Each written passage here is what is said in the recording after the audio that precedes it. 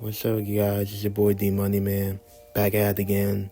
I just want to say that today we're going to be doing a review of episode 7 of Gen V. Let's get into it. Let's start with the story. Now, the story here goes off as Marie and Jordan break into Shetty's office, the deacon of the school, to get more info and then to present it to Victoria Newman. But they saw that her family got killed in a plane accident that was caused by Homelander. And so, but then a drunken scientist who studied and worked on the virus that is trying to give out to control the suits has entered Shetty's office and slips out about the virus while Marie and Jordan were in the room. They were just hiding under Shetty's desk.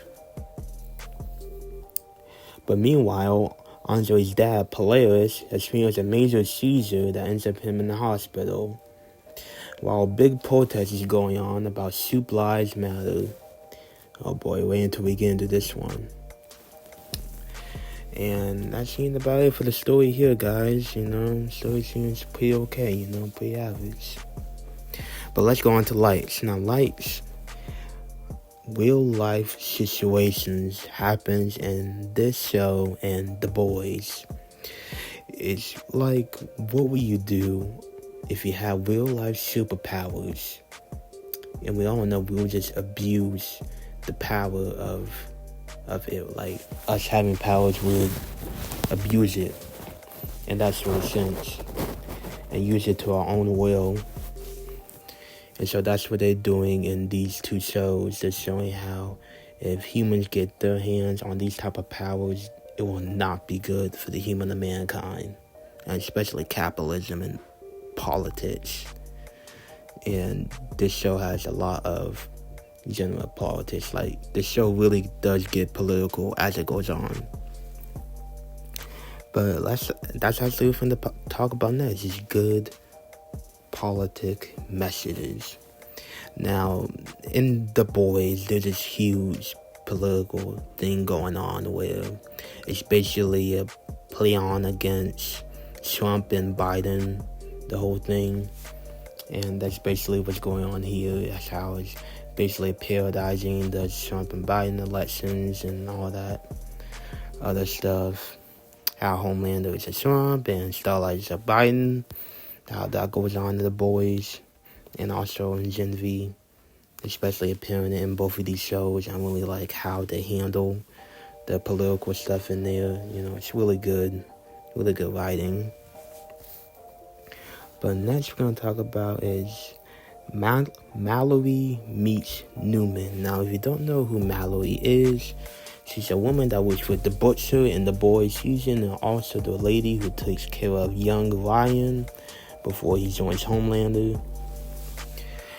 But yeah, that's who she is, and she meets Newman now, and she talks to Newman about she has a guy who is working for him that is slowly killing himself in a way.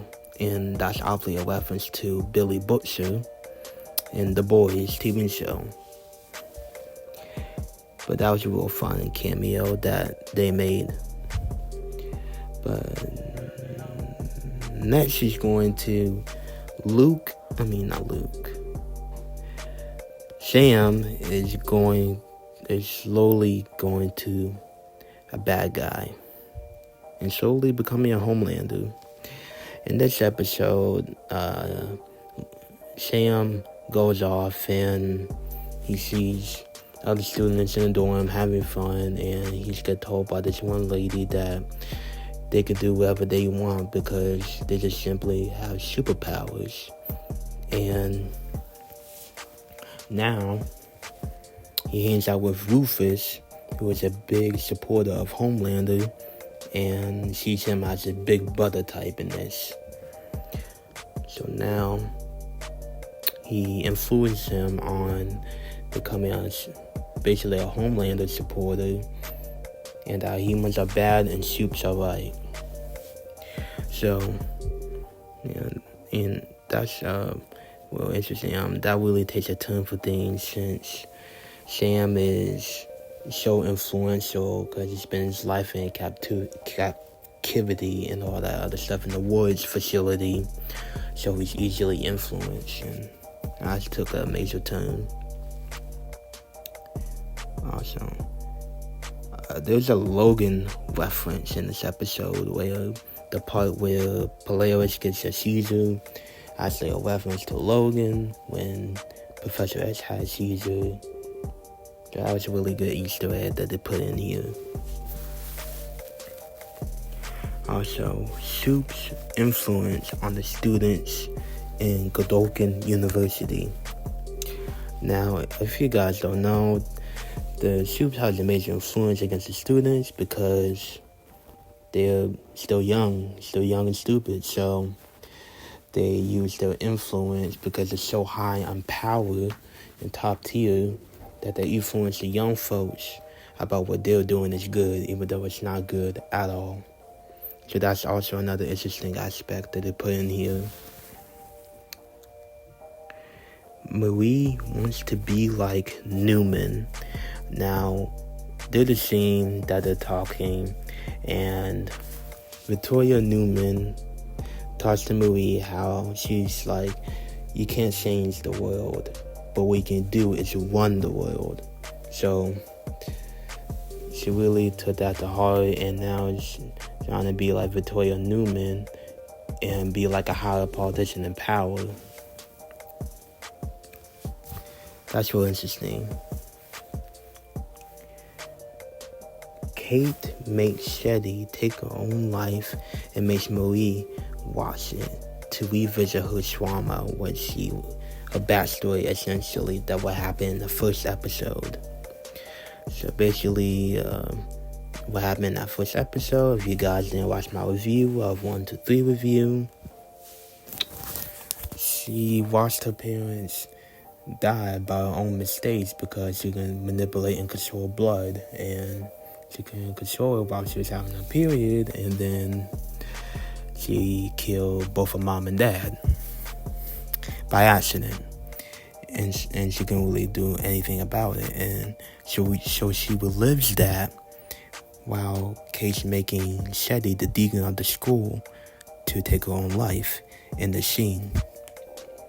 So that's a real nod and interesting to look at. Yeah. But let's go on to the thing that I really didn't like in this episode. And that's the drunken scientist gives out the info that Marie and Jordan need. I feel like that's kind of lazy, and that'll be good in a sitcom, not really necessary in a comic book TV show like this is. And that's just my opinion. And also, too, coincidence. Like, that's just really coincidence. So, yeah, guys, that's all I had to say about this episode 7. Episode 8 will be coming soon. And the money